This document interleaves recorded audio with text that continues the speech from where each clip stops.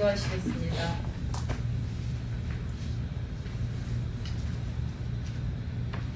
온 세상을 창조하시고 주관하시며 다스리시는 질서의 하나님의 거룩한 이름을 찬양합니다.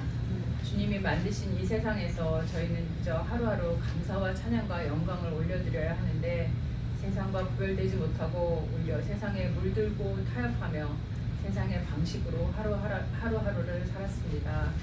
세상의 헛된 것을 쫓지 않고 거룩하여 구별된 삶을 살기를 소원하는데도 저희는 그저 습관대로 살고 있고 주님이 명하신 사랑하는 삶을 살기보다 미움과 분열과 판단과 무기력함으로 살았음을 고백하며 주님 앞에 자복하고 회개하오니 저희를 불쌍히 여기시어 용서하여 주시옵소서. 아버지, 좀 더 기도하고 좀 더 말씀에 충실하게 살고 좀 더 예수와 가까이 살고 싶으나 마음이 원이로인데 육신의 습관과 게으름을 이겨내지 못하고 다스리지 못했음을 고백합니다. 저희를 주님께로 되돌려 주시옵소서. 아버지, 회개의 영을 부어주셔서 온전한 회개로 주님이 창조하시고 명령하시고 가르치신 대로 주의 자녀의 본분을 회복하게 하여 주의 영광을 위해 살게 하여 주시옵소서. 주님, 저희를 불쌍히 여겨 주시옵소서. 아버지, 세상은 불확실하며 그곳에서 우리의 미래를 확신할 수 없는 소식들이 들려옵니다. 정치와 경제, 주변 삶의 모든 곳에서 흑백의 논리를 우리를 한 곳으로 몰아가며 희망보다는 절망이 가득한 소식들로 우리의 심령을 낙심케 합니다. 그러나 주님, 우리의 삶의 주인은 내가 아니라 주님이신 것을 다시 깨닫고 소망 가운데 살 수 있게 하여 주시옵소서. 아무리 어려운 상황이고 현실이라도 이 모든 상황들을 다스리시는 분은 전능하신 하나님, 나의 구원의 아버지임을 알게 하시고 구름이 가려운 것 같은 태양은 언제나 구름 뒤에서 환한 태양을 세상을 향해 고르게 비추고 있고 이 구름이 거치면 나에게 가장 좋은 것을 주시는 분이심을 다시 깨닫는 은혜를 우리에게 부어 주시옵소서. 아버지, 교회를 위해서 기도합니다. 한 사람 한 사람 주님 앞에 머리 숙인 제자교회 교우들이 하나님을 더 사랑하고 주님을 위해 더욱 기쁨과 소망에 가득한 삶을 사는 진정한 크리스천으로 살게 하여 주시옵소서. 미래를 주님의 영광으로 가득 채우고자 하는 거룩한 열정으로 가득하게 하여 주시고 특별히 우리 장년들 기도에 충실해서 주님의 성품을 더욱 가까이 닮아가는 삶으로 이끌어 주시옵소서. 또한 우리 청년들 주님이 주신 꿈들을 소중하게 가꾸어 갈 수 있는 능력과 지혜를 더하여 주시옵소서. 세상의 구석구석에서 주님의 이름을 전하는 선교사님들의 삶을 주장하시어 그들이 뿌린 복음의 씨앗이 거룩한 열매로 걷어져 하나님의 영광을 드러내게 하시고 그들의 사역과 건강과 가정의 모든 것이 주님의 지키심 가운데 있게 하여 주시옵소서. 오늘의 예배가 세상에서 지치고 상처받은 마음을 치유케 하시고 우리의 어두운 생각과 미련한 마음이 깨어져 깨닫는 은혜가 넘치는 성령이 인도하시는 귀한 예배 되게 하여 주시옵고 말씀을 전하는 자나 듣는 자가 모두 은혜를 풍성하게 맛보게 하시고 우리의 흩어진 마음과 생각들이 주님 안에서 하나가 되는 귀한 예배를 경험케 하여 주시옵소서. 아버지, 모든 말씀 우리의 찬양을 받으시기에 합당하신 우리를 위해서 십자가에서 죽기까지 피 흘리신 살아계신 예수님 이름으로 기도합니다. 아멘. 하늘에 계신 아버지여, 이름이 거룩히 여김을 받으시오며 나라를 주시고 시간을 열리는 것 같이 이 땅에서 이루어집니다. 오늘날 우리에게 영광을 시켜주시옵고 우리가 우리에게 주신 자를 사하여 줄 것 같이 우리에게 죄사하여 주시옵고 우리를 시험에 들게 하지 마시오며 다만 악에서 구하시옵소서. 나라와 권세와 영광이 아버지께 영원히 있사옵나이다. 아멘. 오늘 함께 나눌 말씀은 신약성서 누가복음 9장 28절부터 43절 앞부분까지입니다. 신약성서 누가복음 9장 28절부터 43절 첫 부분까지입니다. 이 말씀을 하신 뒤에 여덟이 쯤되어서 예수께서는 베드로와 요한과 야고보를 데리고 기도하러 산에 올라가셨다. 예수께서 기도하고 계시는데 그 얼굴 모습이 변하고 그 옷이 눈부시게 휘어지고 빛이 났다. 그런데 갑자기 두 사람이 나타나 예수와 더불어 말을 하고 있었다. 그들은 모세와 엘리야였다. 그들은 영광에서 나타나서 예수께서 예루살렘에서 이루실 일, 곧 그의 떠나가심에 대하여 말하고 있었다. 베드로와 그 일행은 잠을 이기지 못해서 졸다가 깨어나서 예수의 영광을 보고 또 그와 함께 서 있는 그 두 사람을 보았다. 그 두 사람이 예수에게서 막 떠나가려고 할 때 베드로가 예수께 말하였다. 선생님, 우리가 여기서 지내는 것이 좋겠습니다. 우리가 초막 셋을 지어서 하나에는 선생님을, 하나에는 모세를, 하나에는 엘리야를 모시겠습니다. 베드로는 자기가 무슨 말을 하는지도 모르고 그렇게 말하였다. 그가 이렇게 말하고 있는데 구름이 일어나서 그 세 사람을 휩쌌다. 그들이 구름 속으로 들어가니 제자들은 두려움에 사로잡혔다. 그리고 구름 속에서 소리가 났다. 이는 내 아들이요 내가 택한 자다. 너희는 그의 말을 들어라. 그 소리가 끝났을 때 예수만이 거기에 계셨다. 제자들은 입을 다물고 그들이 본 것을 얼마 동안 아무에게도 알리지 않았다. 다음 날 그들이 산에서 내려오니 큰 무리가 예수를 맞이하였다. 그런데 무리 가운데서 한 사람이 소리를 크게 내서 말하였다. 선생님, 내 아들을 보아주십시오. 이 아이는 내 외아들입니다. 귀신이 그 아이를 사로잡으면 그 아이는 갑자기 소리를 지릅니다.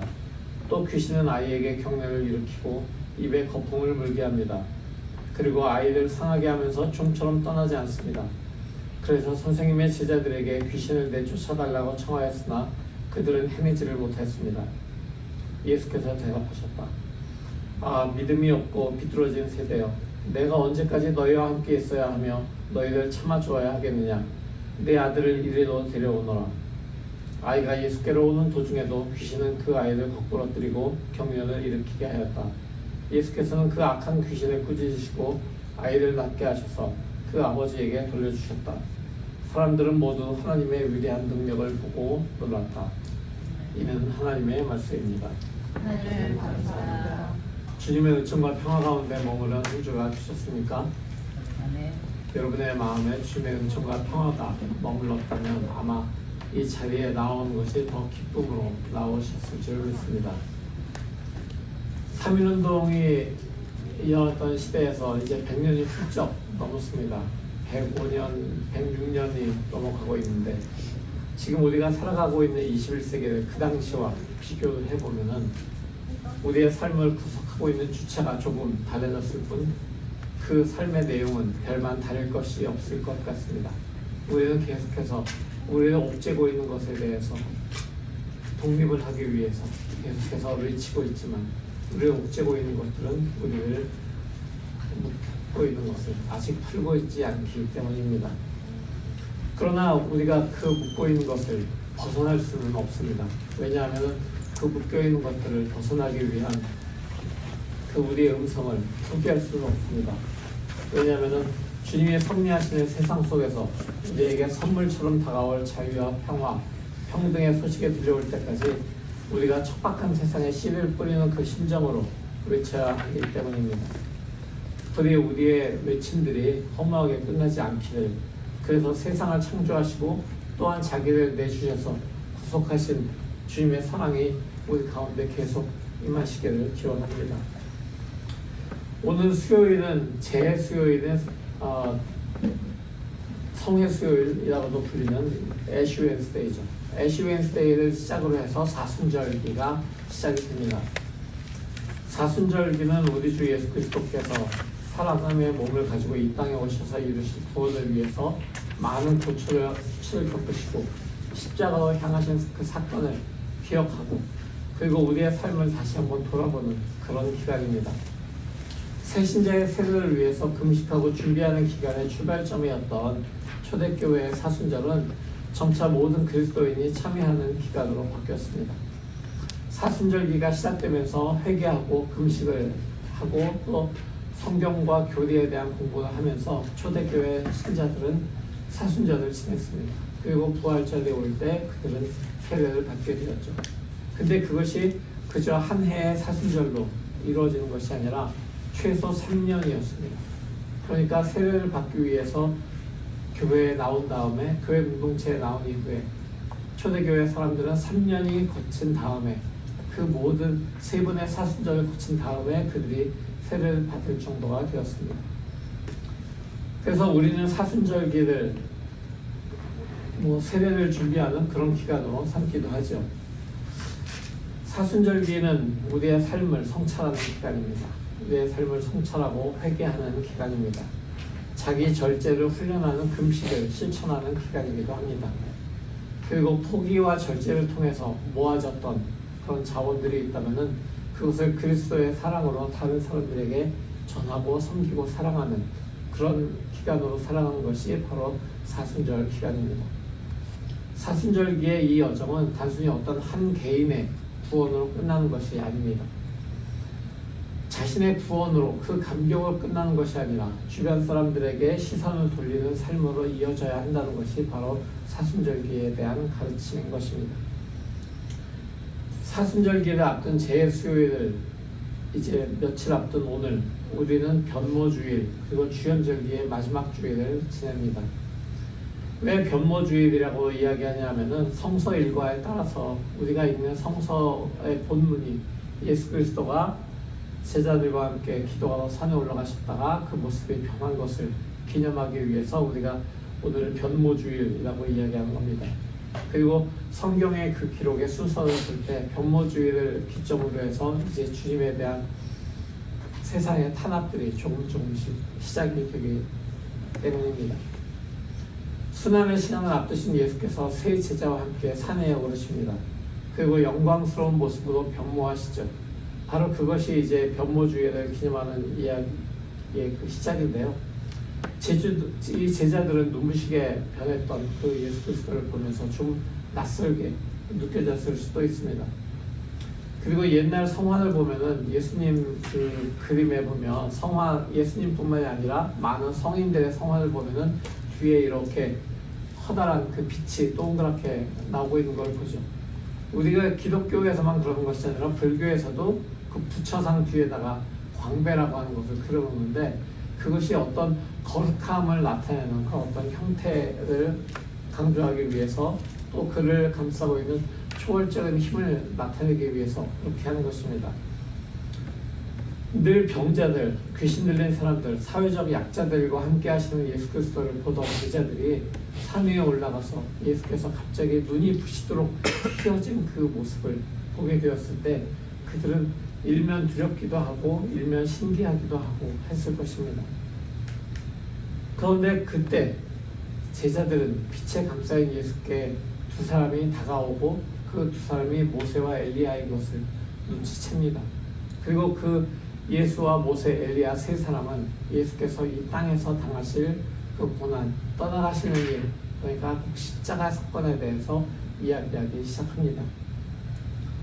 이때 사람들은 예수님과 함께 올라갔던 제자들은 예수께서 참 하나님의 아들이시구나라는 것을 깨닫기 시작했습니다.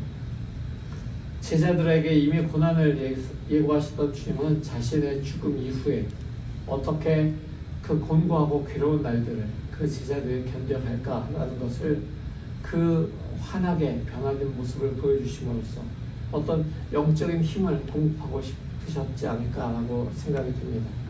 주님의 변모라는 그 놀라운 장면을 보았던 그 제자들은 그 당시에는 굉장히 놀라웠지만 어떻게 자신들이 반응해야 될지 몰랐지만 다시 세상으로 내려왔을 때 산 아래로 내려와서 살아갈 때 그때 자신들이 당하는 모든 상황에서 주님이 변하셨던 그 놀라운 변화를 기억한 그 제자들이 자신들에게 보여주신 그 영적인 놀라운 변화 이것을 바탕으로 해서 그 세상을 살아갈 수 있는 그런 귀한 힘을 얻게 되지 않았을까 생각한 것입니다.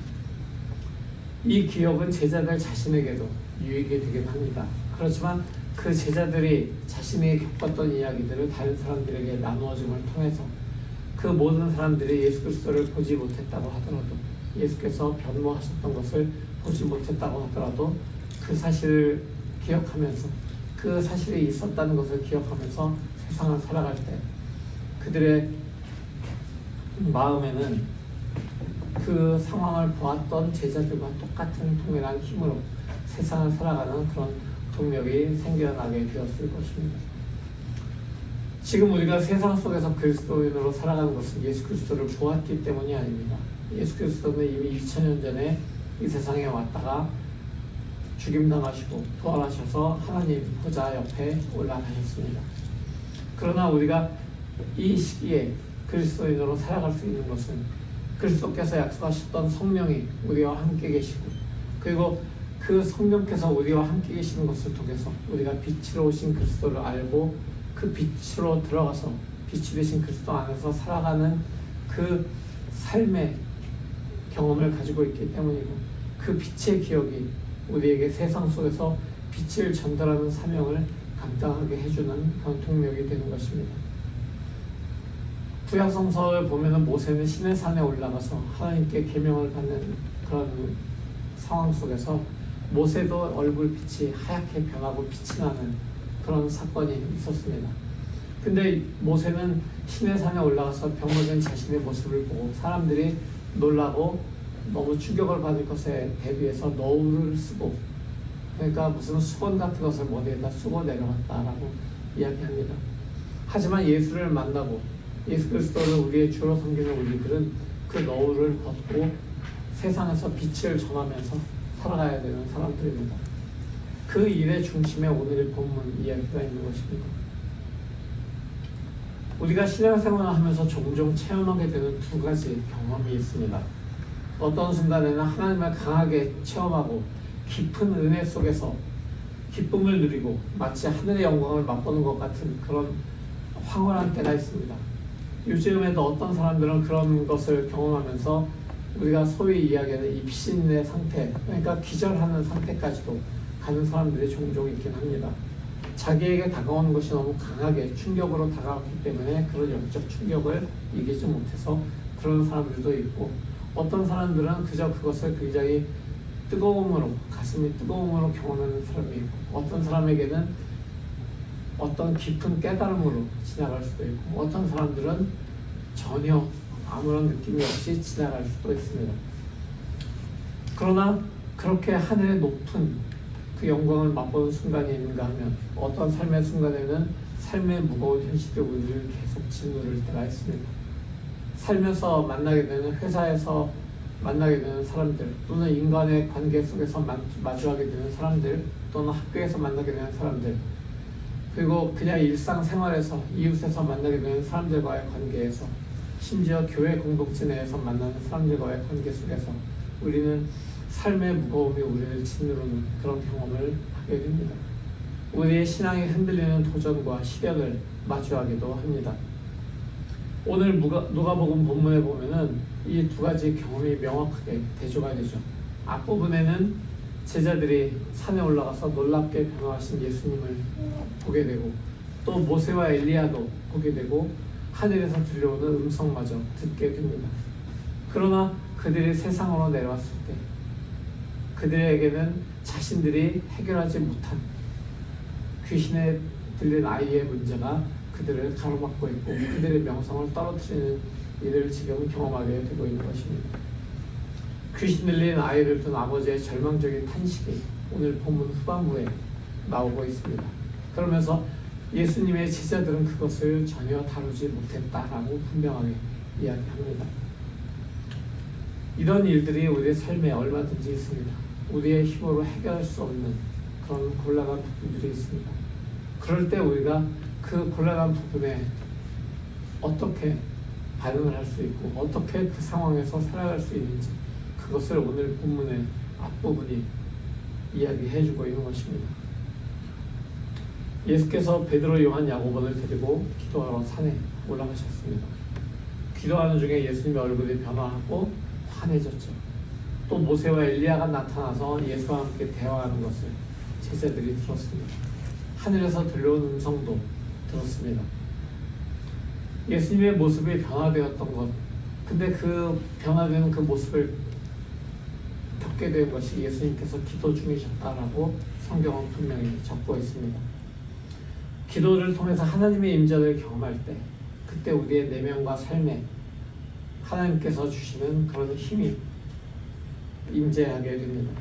성령의 임재가 우리에게 임할 때, 우리가 기도 속에서 하나님을 깊이 만나게 될 때, 그때 우리는 영적인 충만함을 경험할 수 있습니다.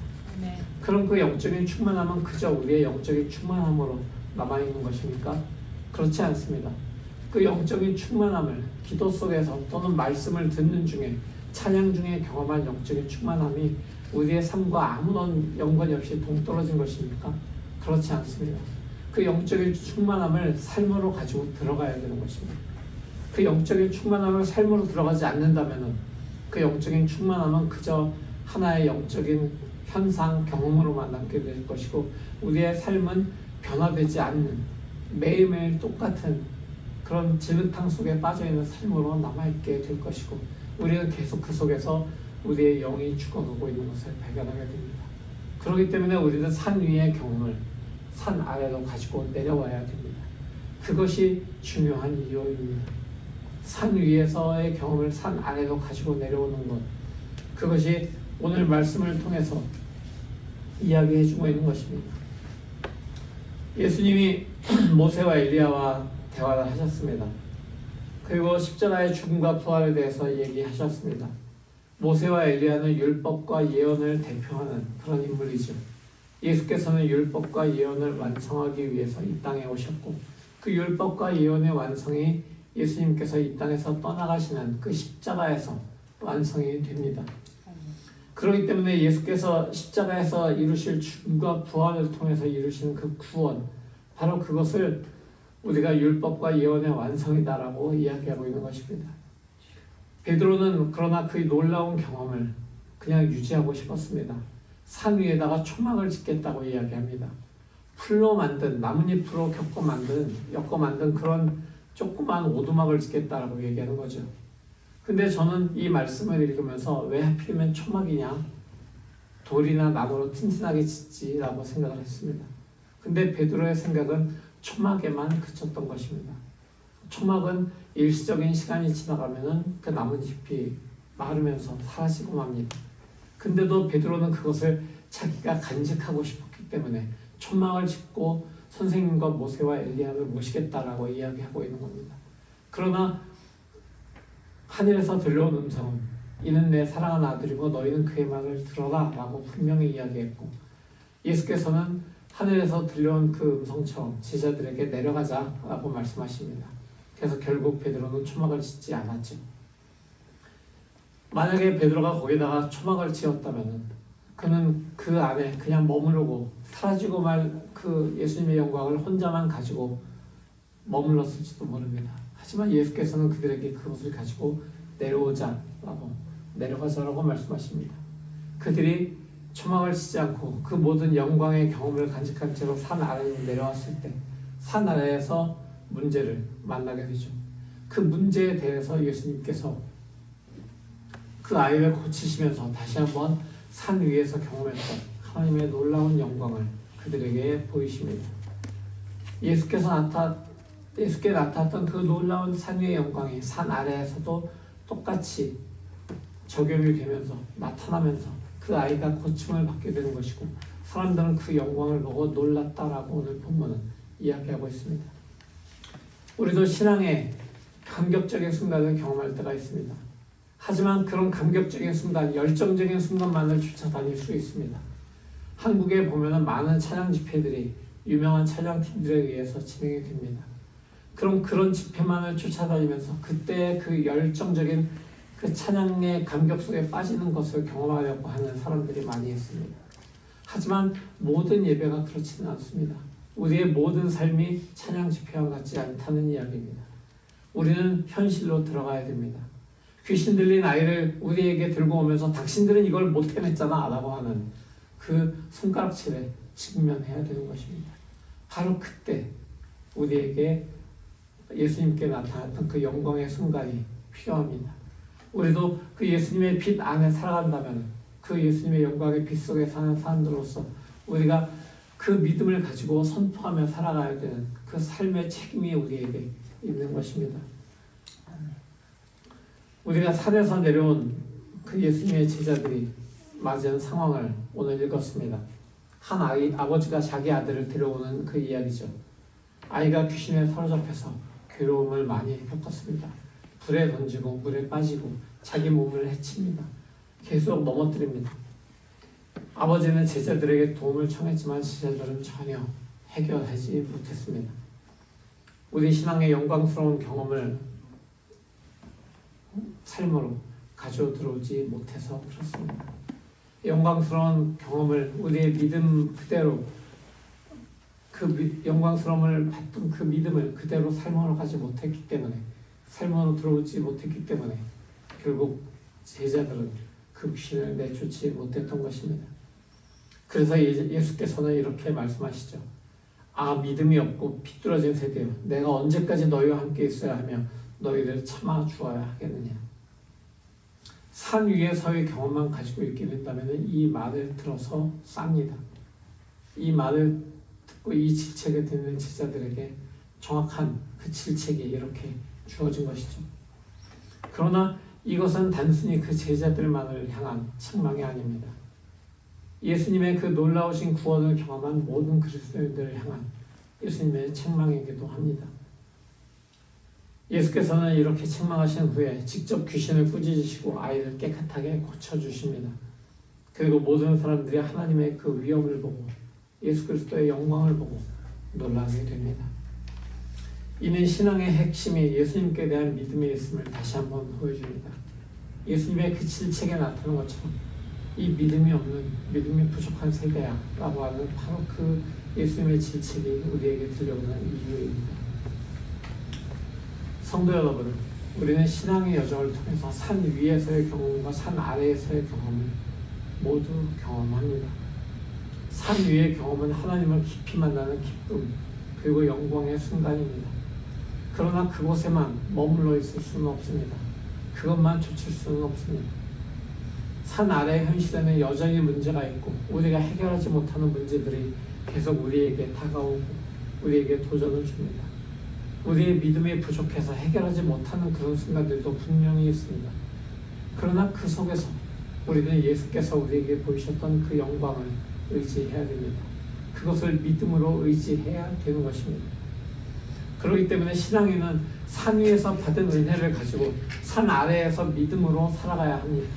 산 위에서의 은혜를 산 아래에서의 믿음으로 바꾸는 것이 신앙인의 삶인 것입니다. 우리의 삶은 변화산과 같은 영적 체험을 계속해서 갈망하지만 결국 우리의 사명은 산 아래에서 예수의 말씀을 듣고 실천하는 것이기 때문입니다. 오늘 우리는 변화산에서 예수님의 영광을 경험한 제자들처럼 하나님을 깊이 만나는 그 시간들이 매일매일 필요합니다. 하지만 동시에 산 아래에서 예수님의 영광을 경험했던 그 은혜를 믿음으로 바꿔내는 삶을 살아내야 됩니다. 사랑하는 성도 여러분, 산 위에서 주님의 놀라운 영광을 맛보시기를 기원합니다. 그 기억에 머물러 있지 말고 산 아래로 그 기억을 가지고 내려오십시오. 산 아래 세상에서 우리는 그 영광의 기억을 토대로 주님의 말씀을 듣고 실천하며 살아가야 합니다. 때론 믿음이 부족할 때가 있습니다. 저 역시 믿음이 부족해서 해결 못하는 문제들이 있습니다. 그러나 산 위에서 받은 그 은혜의 기억이 있기 때문에 그것을 우리에게 산 아래에서 신앙을 지키도록 그 기억이 우리를 도와주고 믿음을 더욱더 구할 수 있도록 우리를 도울 것입니다. 산 위에서 경험한 기도와 말씀의 성취로 이루어진 그 은혜를 산 아래에서 실천하는 삶을 살아가는 그리스도인으로 살아가시기를 길이요 진리요 생명이신 예수 그리스도의 이름으로 축원합니다. 오늘 이 말씀을 가지고 우리는 잠시 기도하며 나아갑니다. 주님, 우리가 주님의 말씀을 가지고 그 말씀의 감격에, 예배의 감격에, 찬양의 감격에, 또 기도의 그 놀라운 뜨거움에 우리가 들어가길 원합니다. 그러나 그것을 가지고 머무르는 것이 아니라 우리 실생활에 그 모든 것을 적용할 수 있는, 믿음으로 살아낼 수 있는 우리가 되길 원합니다. 산 위와 산 아래가 분리된 것이 아니라 산 위와 산 아래를 연결하는 그 모든 경험을 연결하는 우리가 되게 성령으로 역사해 주십시오. 이렇게 기도하며 나가겠습니다. 다 같이 기도하겠습니다. 주님, 오늘 산 위의 경험과 산 아래에서의 경험을 우리가 연결하기 위해서 주님의 성령의 도우심을 구합니다. 우리가 일상에서도 새 차를 가지고 싶으면 더욱더 저력해서 돈을 모아서 차를 살 수 있게 되고, 또 내가 좋은 성적표를 가지고 좋은 곳에 취직을 하기 위해서는 내가 조금 더 시간을 아끼고 공부를 열심히 하고 좋은 스펙을 쌓아갈 수 있도록 내 파트에서 할 수 있는 일들을 해내는 것처럼 주님, 우리가 날마다 새 차, 좋은 직장, 좋은 성적표와 좋은 스펙 속에서만 살아가기를 원하지만 그 반대급부로 우리가 해야 될 파트들이 힘든 파트들이 있는 것을 생각하면서 그렇구나, 바로 그것이 오늘 주님께서 우리에게 주신 깨달음과 비슷하지 않은가. 그렇다면 나에게 주님께서 보여주신 그 구원의 감격과 영광이 일생활에서 살아내기 위해서 어떻게 살아야 하는가, 바로 그것을 깨닫게 하셨습니다. 바로 그렇게 성령께서 우리에게 깨닫게 하셨으니 감사드립니다. 주님, 우리의 날마다의 일상은 너무도 힘들고 우리를 괴롭게 하고 우리에게 심지어 손가락질을 하는 그런 상황도 있지만 주님, 이 순간을 우리가 이겨낼 수 있는 것은 바로 그런 것을 이겨내라고 주님께서 우리를 구원하셨고 주님의 자녀로 삼아주셨고 지금도 계속 성령께서 우리를 위해서 간구하고 계시는 그 이유인 것을 우리가 깨달았습니다. 주님, 이제 주님의 성령으로 우리를 깨닫게 하신 것을 우리가 더욱 민감하게 받아들이고 반응하고 바로 그것을 우리의 삶에서 실천할 수 있는 우리 모두가 될 수 있길 원합니다. 그렇게 살아갈 때 그때 우리가 정말 그리스도인으로 그리스도의 영광을 이 세상에 드러낼 수 있는 주님의 제자들이 되기 때문입니다. 주님, 바로 그렇게 살아나가는 우리 모든 제자 공동체 식구들 될 수 있도록 은혜 부어주시고 이 제자 공동체를 거쳐갔던 많은 사람들도 바로 그런 경험을 기억하면서 그들이 어느 곳에 있든지 주님의 자녀로 주님의 영광을 드러낼 수 있도록 성령으로 역사하여 주시옵소서. 우리에게 빛과 생명을 주신 우리 주 예수 그리스도의 이름으로 감사하며 기도합니다. 아멘. 성도 여러분, 복음의 말씀 들었으니 세상으로 나아가십시오. 산 위에서 경험한 주님의 영광을 품고 산 아래에서 주님의 말씀을 삶으로 나타내십시오. 그것이 성도의 신앙입니다. 주님께서 영광을 우리에게 보이셨으니 우리도 영광의 주님이 걸으신 길을 걷겠습니다. 겸손하게 나를 낮추고 주님이 보이신 생명의 길을 삶으로 전하겠습니다. 주여 우리를 도우소서. 아멘. 이제는 우리 주 예수 그리스도의 무한하신 은혜와 아버지 하나님의 지극하신 사랑하심과 성령 하나님의 귀하신 그 역사가 산 아래에서의 그 주님의 영광을 보고 그것을 우리의 실생활에 믿음으로 실천하기로 결단한 모든 주님의 사랑하는 자녀들 머리머리 위에 그들의 가정과 학업과 모든 하는 일 위에 영원토록 함께 하시기를 간절히 축원하옵나이다. 아멘.